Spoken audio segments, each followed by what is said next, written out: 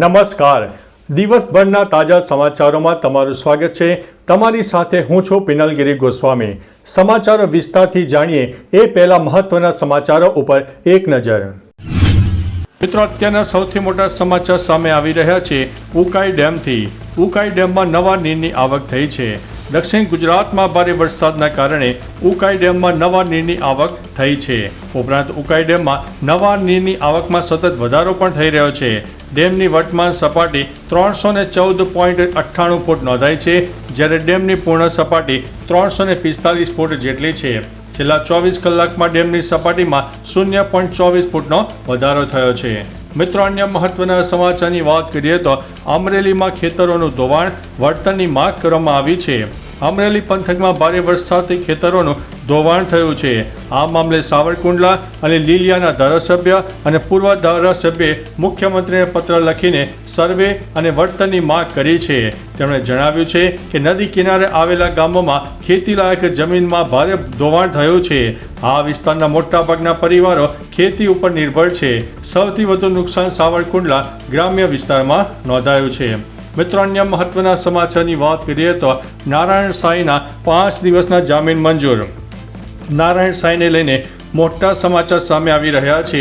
નારાયણ સાંઈના 5 દિવસના જામીન મંજૂર કરવામાં આવ્યા છે. 5 દિવસની કામચલાઉ જામીન અરજી મંજૂર કરાઈ છે. નારાયણ સાંઈ લાજપોરથી જોધપુર જઈ શકશે.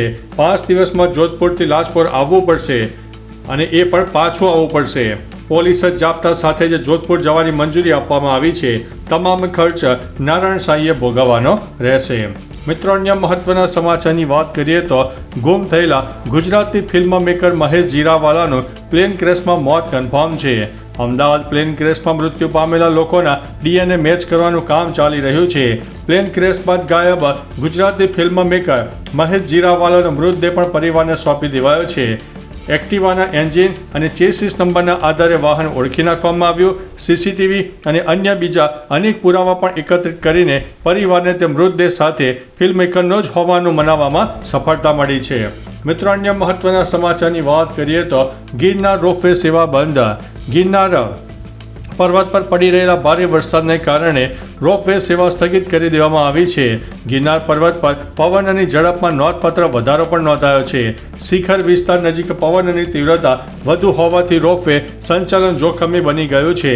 40થી વધુ કિલોમીટર પ્રતિ કલાકની ઝડપે પવન ફૂંકાતા સુરક્ષા માટે આ નિર્ણય લેવામાં આવ્યો છે.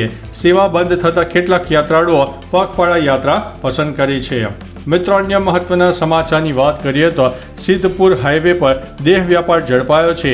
સિદ્ધપુર પાલનપુર હાઈવે પર પાટણ SOG પોલીસે દેહ વ્યાપાર ઝડપી પાડ્યો છે. SOG પોલીસે હોટલ કેશવ ગેસ્ટ હાઉસમાં દરોડો પાડ્યો હતો. પોલીસે અહીંથી ગેરકાયદેસર દેહ વ્યાપારનું કૌભાંડ ઝડપી લીધું છે. હોટલ કેશવ ગેસ્ટ હાઉસના સંચાલક નીરવ શ્રીમાળીની અટકાયત કરવામાં આવી છે. તપાસ દરમિયાન એક રૂમમાંથી મહારાષ્ટ્રની મહિલા અને એક પુરુષ મળી આવ્યા હતા. મિત્રો, અન્ય મહત્વના સમાચારની વાત કરીએ તો લાલુ યાદવ પરિવારની લડાઈ હવે સુપ્રીમ કોર્ટમાં જોવા મળશે. લાલુ પ્રસાદ યાદવ પરિવારની લડાઈ હવે સુપ્રીમ કોર્ટમાં જોવા મળે તેવી સંભાવના છે. લાલુ પ્રસાદ યાદવે પોતાની મોટા પુત્ર તેજ પ્રતાપ યાદવને પરિવાર અને પક્ષમાંથી હાંકી કાઢ્યા છે. તેજ પ્રતાપે જણાવ્યું છે કે તેમના શાંત સ્વભાવ અને મૌનને કમજોરી સમજવામાં ન આવે. તે શાંત છે તો તેનો અર્થ એ નથી કે તેઓ કાર્યવાહી ન કરી શકે. પરિવાર માટે તેઓ ગમે તે કરી શકે છે. તેજ પ્રતાપે કહ્યું છે કે તમામ લોકોનો પર્દાફાશ થશે. મિત્રો, અન્ય મહત્વના સમાચારની વાત કરીએ તો રથયાત્રાના દિવસે સારો એવો વરસાદ થવાની શક્યતા છે. હવામાન નિષ્ણાત અંબાલાલ પટેલે આપેલી આગાહીમાં ગુજરાતમાં ભારેથી અતિ ભારે વરસાદ થશે તેમ જણાવ્યું છે. તેઓએ આગાહી કરી છે કે રથયાત્રાના દિવસે સારો એવો વરસાદ થવાની શક્યતા છે. વડોદરા, મહીસાગર અને પંચમહાલના ભાગોમાં ભારેથી અતિ ભારે વરસાદની શક્યતા છે. દક્ષિણ ગુજરાતના ભાગોમાં ભારે વરસાદ થવાની શક્યતા છે, જ્યારે સૌરાષ્ટ્રના ભાગોમાં પણ વરસાદ થવાની શક્યતા રહેલી છે. મિત્રો, અન્ય મહત્વના સમાચારની વાત કરીએ તો કલા મહાકુંભ 2025-26ની જાહેરાત. કલા મહાકુંભ 2025-26નું આયોજન જાહેર કરવામાં આવ્યું છે. ગુજરાત સરકારના રમતગમત, યુવા અને સાંસ્કૃતિક પ્રવૃત્તિ વિભાગે આ જાહેરાત કરી છે. સ્પર્ધામાં 4 વય જૂથના કલાકારો ભાગ લઈ શકશે. 6 થી 14 વર્ષ, 15 થી 20 વર્ષ, 21 થી 59 વર્ષ અને 60 વર્ષથી ઉપરના. સ્પર્ધકો સાહિત્ય, કલા, નૃત્ય, ગાયન, વાદન અને અભિનય વિભાગમાં પોતાની કલા રજૂ કરી શકશે. માહિતી માટે જિલ્લા યુવા વિકાસ અધિકારીનો સંપર્ક કરી શકાશે. મિત્રો, અન્ય મહત્વના સમાચારની વાત કરીએ તો એર ઇન્ડિયાના ભાડામાં 15% સુધીનો ઘટાડો થયો છે.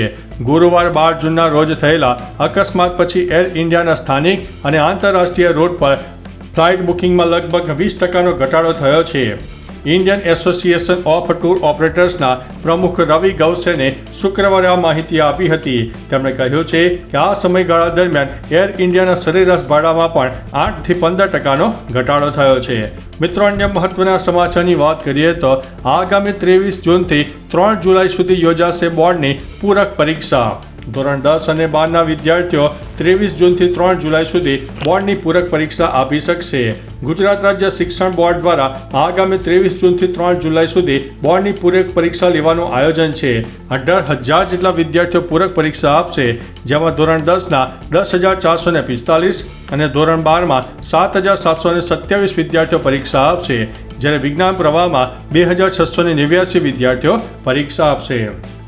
મિત્રો, અન્ય મહત્વના સમાચારની વાત કરીએ તો આ સેફ્ટી ફીચર બધા ટુ વ્હીલર્સ માટે ફરજિયાત રહેશે. માર્ગ પરિવહન મંત્રાલયે ટુ વ્હીલર્સ માટે નવા નિયમો બનાવ્યા છે.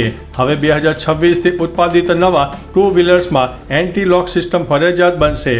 ABS ભીના અને અસમાન રસ્તાઓ પર વ્હીકલને લોક કરવામાં મદદ કરે છે.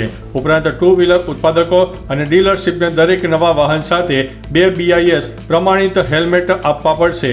આમાં સ્કૂટર, મોટરસાયકલ અને અન્ય બાઇકનો સમાવેશ થશે. તો ચાલો મિત્રો, ફરીથી દેશ અને દુનિયાના સુપરફાસ્ટ સમાચાર લઈને મળતા રહીશો. ત્યાં સુધી અમને રજા આપશો. નમસ્તે.